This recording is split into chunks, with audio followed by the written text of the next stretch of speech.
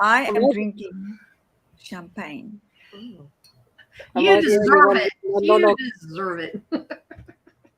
I really feel that I deserve it, I must tell you. Oh, you do. Um, you know, when I heard that Amazon suddenly said you can only have 3 categories, I thought, oh my goodness gracious. What am I going to do? Yeah. If we don't get if we don't get more than, international or number one in more than one country, because this is what I promise. Yeah. I know. Now, Not a problem. thank you, universe. Thank you, Not God. a problem. Thank you, angels. No limitations for us.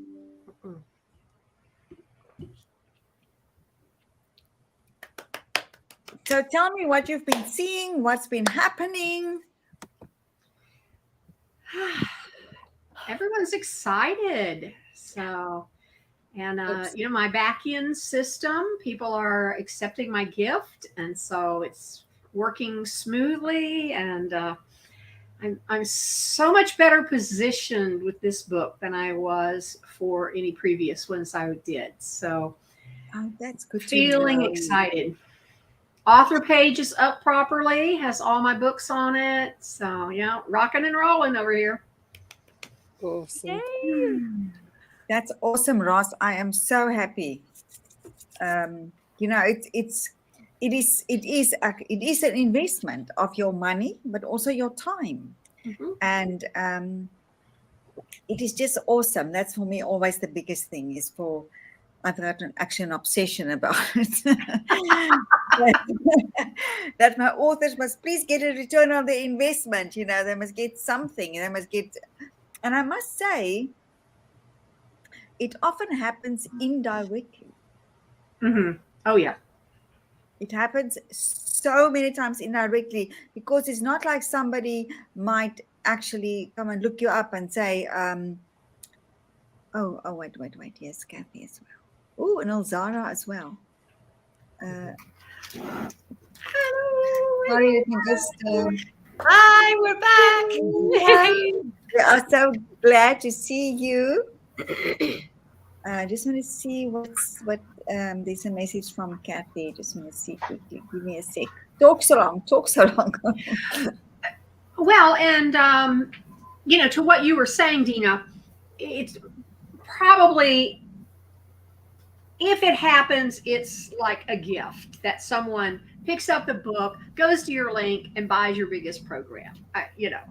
But for me, one of the biggest things it does is, especially for people who are still just a little bit, I think I might have imposter syndrome. I might not really be enough. Do I really know my stuff? Can I really get over it? You are an international best-selling author. You go with your bad self. And if that energy up level is all you get from being in this book, it is hands down the best part. We just have to step into the identity of who we really are and go forward from there. And this is one step. Yay! I totally agree, Roz. Oh my goodness. Such a shift today. I went to go and have a little nap before I thought the last call, which was 8 o'clock. I forgot that there was one now. Thank goodness I saw your message.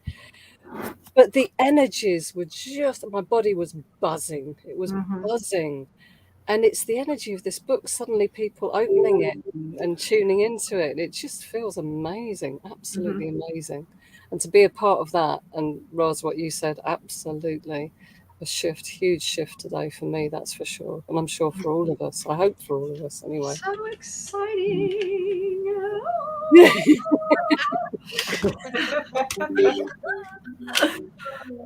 I've been buzzing all day. Seriously, my phone's just going crazy. Like ding ding every 2 seconds. It's yeah.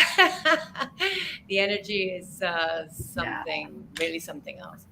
Off the It really charts. is. It's so much fun to get all these congratulation notes and so. Oh, I've had people already like, oh my gosh, I love this part of what you wrote, and did it. I'm like, you guys oh, read it already?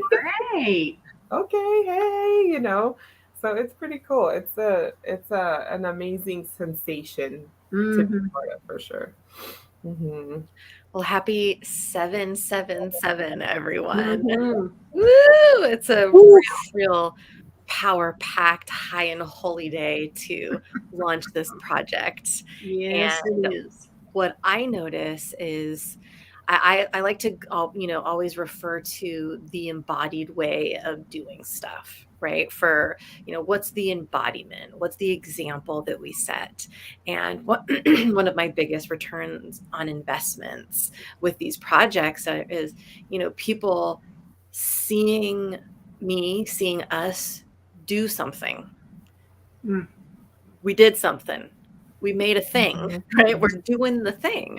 It's taking the idea and then the desire and then matching that with follow through, which I think is where so many people get paralyzed. There's this paralysis of execution. And I think a lot of us kind of, hold space for that in our business. And that's like, I get goosebumps just talking about it because it is something to celebrate. We said yes, and then we had follow through, and that follow through, whatever that might look like, it's different for all of us. We made a baby. We made a baby, and it's alive. Oh, Indeed, And it's we made a baby, a beautiful, beautiful baby. Yes. Yes. Cheers. Mhm. Cheers. Cheers. Congratulations. To kind of add on to that. Guys, Oh, I go, oh, so he's gonna take. Oh dear. Yeah, we're always talking about in the work I do that we people get stuck in 3 different places when they have a project: in the beginning, in the middle, and the end. Oh yeah. For all different reasons. Because the closer you get to it actually being real, the closer you get to, my God, my whole life's going to change. Mhm. Am I really willing to hit that email and send this thing off to Nina? Because there's no taking it back once I do. Yes. So it's an interesting phenomenon how we trick ourselves into playing small so that we think we'll be safe. mhm. That's why I love the Nike slogan. Just do it. Oh If yeah. it was just that easy Right. to just do it. Oh, I love it. Yeah. In one of my emails, I think maybe yesterday or the day before, I said, if me creating this, being a part of this is making you feel some type of way. Because I know when I've sat back and I've watched other people do stuff, I felt some type of way, kind of like, whatever, like really evaluating myself, a little touch of jealousy here and there, Mhm. But I'm like, what I'm doing is making you feel any type of way, if it's bringing any of that forward, I hope it lights a fire and that you do whatever it is that you've been sleeping on, that you prioritize that. Because by doing this book, it has really quenched a thirst within me that is so deep. And I didn't know that I was that thirsty because I was used to being thirsty, So by doing this, it's really quenched something within me. And it's really, when you're really thirsty and you drink something, you feel replenished, right? You feel you have more energy. You are renewed in a way. And so I encouraged people to really just lean into that. I mean, that is where, if this is a desire that you've had for a while, is to write a book or whatever it is, this is part of like a divine thing, right? It's a desire within you. And that's probably what you've been waiting on. A lot of people are like, I wish there was more to life and there was more to this. And they've had all these things that they've wanted to do. They've just never pressed into it. And those are probably the exact things that's going to bring life into them. And that's going to bring them to that place where they feel like, yes, this is it. So I really encourage people, whether it's a book or whatever else it is, to start small, take the step, and just to move forward in that, because that could really birth something new within you. Mm-hmm. Yeah, it's the small steps, isn't it, that create the most exponential results. It's those small, minute steps, because if we start to immediately, create these gigantic steps, then the mind just goes crazy, Right. and it's back at square one and you have to start all over again. So, yeah, I think that what's really important is that the major point is that most people, when my clients are concerned, most of them they're not clear on where they're going. They're not clear on what their goal is. They're absolute experts at knowing what's missing. I want more of this, but they don't have it clear. And I think, we need to have that clarity, because have you ever been on a motorway when you're driving and you drive right by one of those big massive trucks, and the more you pay attention to the truck, the more you're actually kind of driving towards it. And that's how it is when we're noticing what's missing rather than noticing where we're going. So I think this was one of the major lessons for me in my life that radically changed my life. Yeah, I think that's a very important factor. There's something I would like to suggest to people who buy the book. And I think what's important is to know that the brain learns by repetition. So once you have read through the book, find your gems of the things that you think that you resonate with, that you want to implement. And then you only focus on that. And you only focus on implementing that and getting that into your muscle memory, that it becomes so part of you. Because what we tend to do is we tend to hop from the one thing to the next thing, to the next thing, to the next thing, and we haven't even grasped this amazing realization, and then we're all to the next thing. So you never get the opportunity to really embody anything. And this book is filled with these gems. And of course, we will all resonate with different stories and different practices. Find the things that's for you and then flip and do it, because everyone in the book who was successful have been doing that thing over and over and over and over again. So that for me is a secret.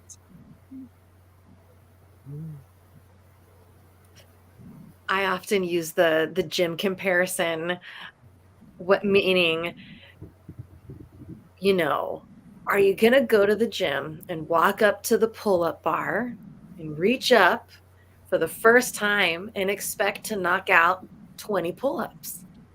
And that might happen, right? That might happen. But chances are you're going to reach up and go, oh shit. Okay. But you know what? When there's repetition, like Dina was saying, you build the muscle. Yeah. And then before you know it, and it might take some time, but before you know it, you can knock out that 20, right? And what previously seemed impossible, even when you showed up to it, even when it was like beyond the thought of impossibility, even walking up to it, you might even had the experience of like, that's not available to me right now. Soon enough, with that repetition, it will be. I love that you mentioned that, Dina. And I also wanted to mention just very briefly that the 3 kind of guidelines of the Aquarian age are no complaining, no comparing, and no competing. So that's my invitation. Not gonna, there's my pull-up bar, my 20 pull-ups are in there for sure. But that's really what I would like to bring to the table today is, see if you get the book, which I hope that you do, and you read it, which I hope that you do, see if you can have a relationship. But as we were mentioning earlier, like if this strikes a chord of jealousy or comparison, you don't go beyond and start judging yourself for judging somebody else's success. Just like sit with it for a moment and then just see like, okay, what happens if I just show up to the pull-up bar? I think that's what we're asking is just show up to the pull-up bar and reach your arms up and grab on. Just as Dina was saying, I am so excited to hear people's experiences when they start applying some of the suggestions in this book, because I haven't finished the entire book, but it's amazing. Can I say that? Can we cheers to amazingness? Victory. I mean, what? So good. So good. Awesome. And using the analogy of muscle memory, as we're doing that, once you reach a stage when you have that muscle memory and when it's a part of who you are and it's sunk into the deep alignment of who you are, you never lose that. Because with dancing, I had a huge break and then recently went back to work out and try and gain fitness again. And my muscles went, yes, I remember this. I mean, it took a long time to get the fitness and the strength back, but they remembered the form, they remembered the positioning, they remembered. So, yeah, practice, and it pays off, because once it falls into your alignment with who you are, it's not set in stone so much, but it's a part of who you are, and therefore it becomes easier to develop it and become flexible with it and use it as underpinning who you are, if that makes sense. I think the big message is there's no quick fix that's going to catapult you from 0 to hero. Every one of the authors in this book have been practicing what they've been practicing for a while now, for years even. So it's for anyone to actually really take that on, make that commitment, make that contract with themselves, like Kathy spoke about earlier, to commit to actually follow the practice until they can see the difference that it's making. It's not something that you're going to do once or twice and now you think you are, you've done it, and where are the results? I mean, that's my journey actually in the chapter of my own impatience. The universe doesn't work with impatience. You can stand on your head and kick like a 2-year-old. If you don't do the work, you're not going to get the results that you want. That is it, and it's heaven. It's absolutely heaven. But we got to seek that first. We've got to seek that first and surrender to that first before we will get all the bells and the whistles and whatever here in the 3D world. For me, success with Source is a lifestyle practice. Mm-hmm. It's not something that it's not even something I do. It's something I live. And it's just anything else in your life that you just fall out of bed and do, that's what with all this practice and this embodiment, that's what this can become. It becomes your identity, and you're not trying. I like somebody calls it like being stable. You become stable, and when you first begin, I began my whole business is lean toward happy, because that's where I pulled myself out of where the depths of where I had fallen. Was that no matter what, happy is over here, and I'm going to choose to go that way. I don't care what's over here. I mean, I've been over here.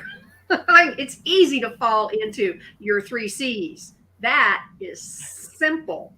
And it is very acceptable in our society to be complaining, comparing, and in competition.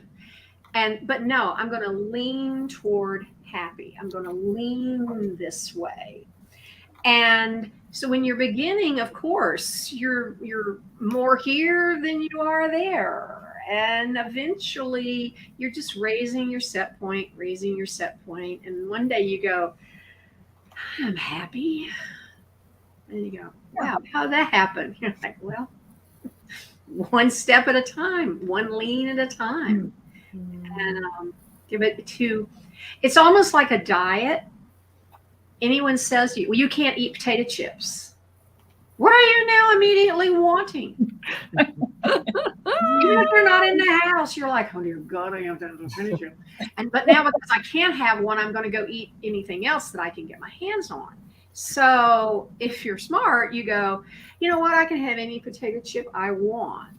And I'm going to commit to 8 glasses of water and a carrot before I eat anything else. And eventually you're so full that somebody says, hey, I'm having potato chips. And you go on with your bad self. There's nowhere for them. So it's which everyone's been saying, it's a going toward where you want to go, what you want, what you're seeing for yourself. And the rest will fall away. I think sometimes Bob Proctor always said, hey, I don't care if you're talking about getting into or getting out of debt. If you're talking about debt, you're going to have debt. So it's the turning our focus to what do we want? So, okay, well, yeah, but I really want to be out of debt. Okay, but what's the opposite of that? Yes. I am rich. I am prosperous. Money flows to me from all places at all times in increasing quantities. And I am so excited because I am an awesome money manager and resourcer and saver and giver. Debt can't hang around with that energy because there's nothing for it to hang on to. And yeah, it'll take it a minute for the debt to go away, but the debt will not be added to because that's not what you're focused on. So for me, that's what we're talking about here is these incremental steps to bring yourself into this higher, sounds judgmental, but into this higher vibration of living. And it's entirely possible, one pull up at a time. Yes. Yeah, showing up, showing up, showing up. For me, the thing is, I mean, and I think that is Melissa's chapter as well, as she talked about that, is even if whatever I desire, my big things, don't actually pan out the way I want, but I'm feeling happy along the way,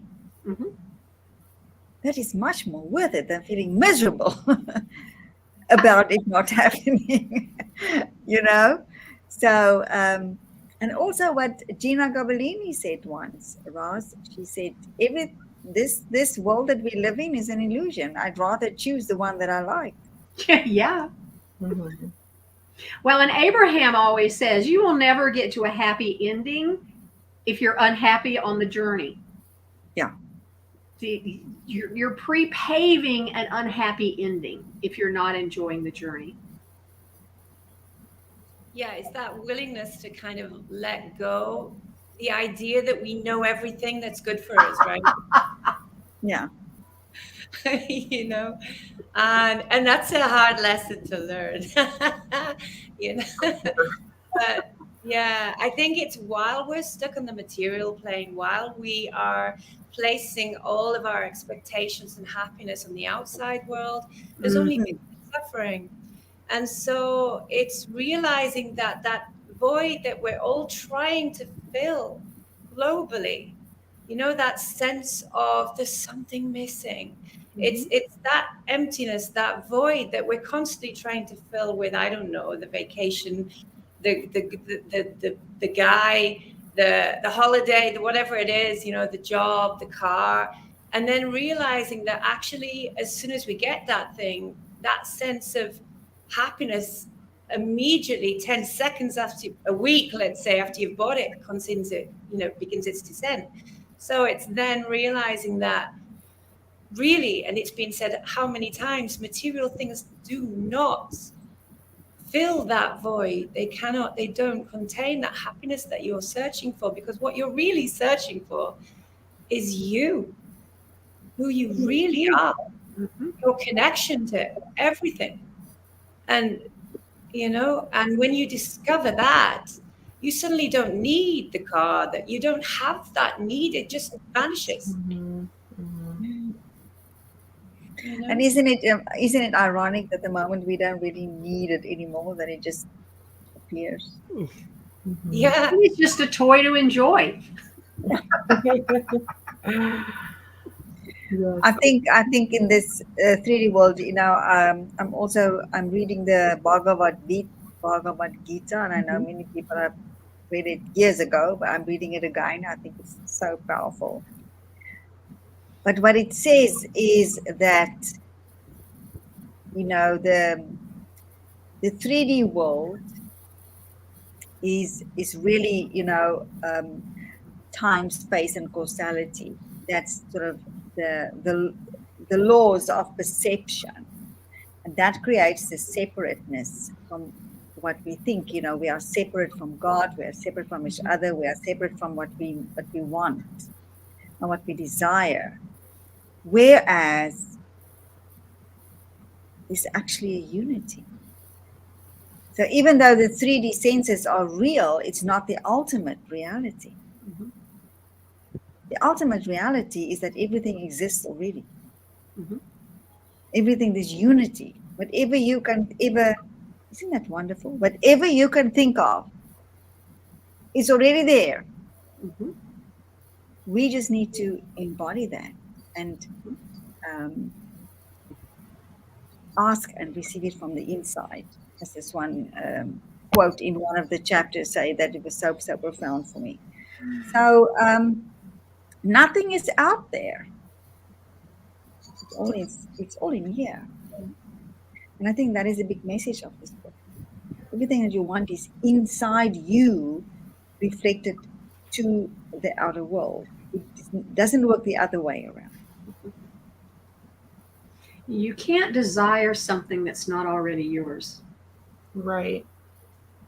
Mm-hmm.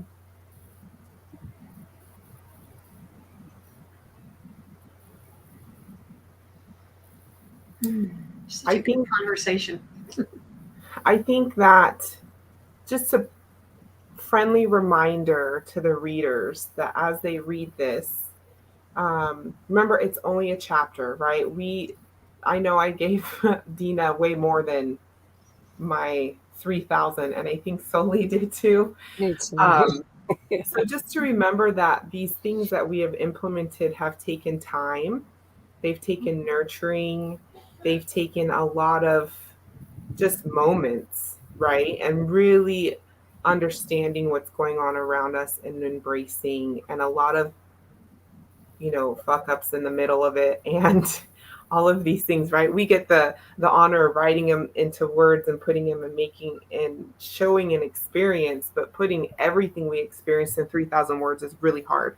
So I just want to give a friendly reminder that those that do read the book, to extend grace to yourself during this time, and that we are here to have a human experience. And the human experience, the life lessons, the thoughts, feelings, and emotions are the very thing that are going to guide us to really understand who we are as an individual and our connection to God. So the whole process is a beautiful process. If we can have that releasing, like the expectations that we've been talking about, right? Releasing the expectations of the time of how long, whatever, the healing that we're going through or the process that we're going through is supposed to take, or how it's supposed to look like, or how it's supposed to feel. if we just really embrace it as more of a lifestyle, then it's easier for us to ride the wave of life and be in the vibration and being in all these great things versus like, holding on really tight, like, oh, what is happening? Because, if you hold on really tight and you're trying to move at the same time, it's probably going to hurt, right? But if you're kind of like going with the flow, with the vibration, it's going to be less of a bumpy ride and you might even enjoy it, right? So just a friendly reminder to extend grace and to remember that our stories, like my story, I share from, I think, from 4 years old to like currently. So there's a big gap of how things kind of panned out and how things have unfolded, and that it's never too late. It's, you're exactly where you're supposed to be. And just start embracing little bites at a time if you need to, just nibbles here and there to be able to move forward to those things that really you desire. If you've desired to play the piano for your whole life, do it. Find somebody that teaches, or go to YouTube. Buy a little piano off Amazon, go to YouTube and teach yourself to whatever you can do, right? It's the little things. Start really embracing and nourishing and honoring yourself in just the smallest things. I love that. Yeah. One step at a time, one moment at a time, one breath at a time. Yeah, absolutely. It is a continuous process and there is no destination. Yes. It's about the journey, isn't it? Not the Absolutely. Absolutely. And the thing that Nilzara mentioned that to me we forget so often because we're so eager to be there, wherever there is. Yeah. Anywhere but here, I don't care, just as long as it's not Africa. That's an old church joke. But it's when I won't take that personally. No, when you can catch this vision that you are truly exactly where you need to be in this moment. Even if it's up to your neck and you're still trying to breathe, hey, your nose is above this quicksand. You're a diamond. You're being created into this beautiful faceted piece thing that you already are. And when you can hold on to that, I don't get this. This is why we're Success with Source. I don't get this. Why am I going through this? I don't understand it. But I'm going to believe that whatever it is that's moving to me toward my goal, toward the next breath, I'm exactly where I need to be to get there. And that can allow you to calm down enough so that you can breathe and then you can move. But as long as we're fighting tooth and nail everything, and now we're back to our 3 C's. As long as you're standing there complaining, comparing, and in competition with everyone else around you, it's like you said, you are so tight and trying to move at the same time, and it's hard. It hurts. So if we can give you any message, it is relax. You are exactly where you need to be to move where you want to go. Just be here. Be here, yeah. Mm-hmm. Yeah, there's that beautiful authenticity, that shines through the moment that a person realizes that they're it. The ocean in a drop, and it's wonderful to be able to witness and see that person shine, where there was previously doubt and fear and anxiety and living in a reactive state. Then a person then goes from that state to becoming empowered and beautiful and authentic and then can light up the world, with that sense of wholeness, Yeah. the authenticity that they've found, and it really is magical. Yeah. Mhm. Mm. Well, darlings, I think this has been a lovely chat. Mhm. And I do think that we still have our work to cut out for us for the US. We're not actually there yet. Mhm. We have a hot new release in women's spirituality, but of course, we want to hit the others as well. And that's just sort of it's not actually a bestseller yet, it's a hot new release. So we're still a bit way off the number ones. And so please continue to talk to your audience, social media, wherever, so that we can inspire people. I'm going to go on to Messenger now as well to Mhm. inspire people to actually buy the book. We have 2 down, 1 to go. Okay. And the US should be the easiest because we have the most people, the most authors in the US. So let's definitely, what is the word in English? What is the phrase? Uh, let's tie it up. Tie it up in a bow. Yeah, let's do that. Let's do that. Thank you so much. And thank you for people who are Huge. watching. If you haven't got the book yet, please get it. It's only 99 cents.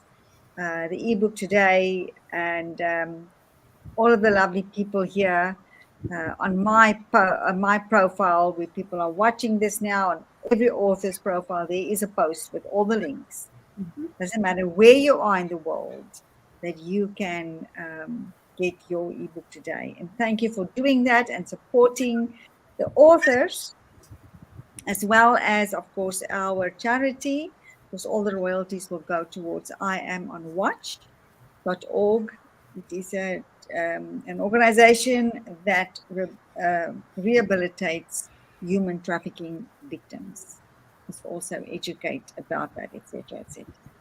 So thank you. Our work is not done. And of course, in another 2.5 hours, we have our last meeting for today. Mhm. So let's hope we can really celebrate number one in everywhere by that Yes. time.